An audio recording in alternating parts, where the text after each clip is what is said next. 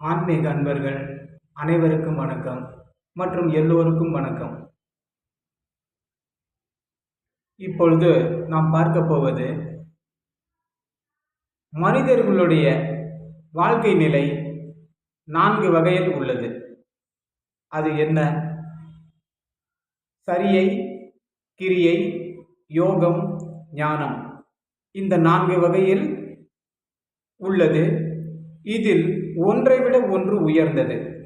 சரியை விட கிரியை உயர்ந்தது, கிரியையை விட யோகம் உயர்ந்தது, யோகத்தை விட ஞானம் உயர்ந்தது, ஞானமே எல்லாவற்றிலும் மிக மிக உயர்வானது. இதில் சரியை என்பது உடலால் கைகளால் செய்கின்ற காரியங்கள் அனைத்தையும் சரியை என்று குறிக்கப்படுகிறது. நாம் தொழில் செய்கிறோம், மற்ற எந்த வேலைகள் செய்தாலும் கைகளால் உடலால் செய்வதால் அதற்கு சுருக்கமான பெயர் சரியை. கிரியை என்பது வாக்கால், அதாவது வார்த்தைகளால் மந்திரம் ஜெபிப்பது, இந்த புரோகிதம் இது போன்ற அர்ச்சனை செய்வது, இது போன்ற வார்த்தைகளால் வாயினால் செய்யக்கூடிய அத்தனை வார்த்தைகளையும் மந்திரங்களையும் கிரியை என்று சுருக்கமாக அழைக்கப்படுகின்றது. யோகம் என்பது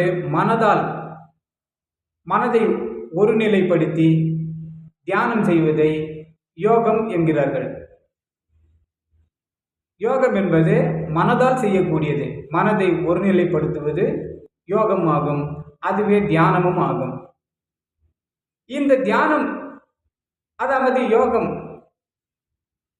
தொடர்ந்து யோகம், இதிலேயே தொடர்ந்து யோகம் செய்வதால் ஞானம் கொஞ்சம் கொஞ்சமாக அவர்களுக்குள் வளர்ந்து வளர்ந்து வளர்ந்து அது ஒரு பெரிய ஞான நிலையை மனிதன் அடைகிறான். அப்பொழுது அவனுக்கு இறைநிலையானது மிக எளிதாக சித்திக்கிறது. சரியை விட கிரியை உயர்ந்தது, கிரியை விட யோகம் உயர்ந்தது, யோகத்தை விட ஞானம் உயர்ந்தது. இதனால்தான் ஞானிகள் எல்லோருமே தியானத்தை பழகுங்கள், தியானம் கற்று தியானம் செய்வதால் உங்கள் வாழ்க்கை சிறப்பாக அமையும், உடல் நலம் சிறப்பாக இருக்கும், மனநலமும் சிறப்பாக இருக்கும்.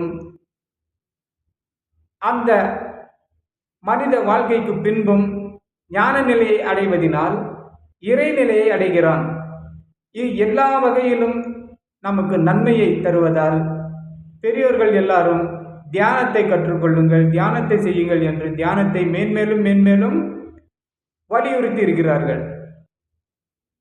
ஆகவே இந்த தியானத்தை பயிலுங்கள், தியானத்தை கற்றுக்கொள்ளுங்கள், தியானத்திலே சிறந்து நல் வாழ்க்கையை அமைத்துக் கொள்ளுங்கள்.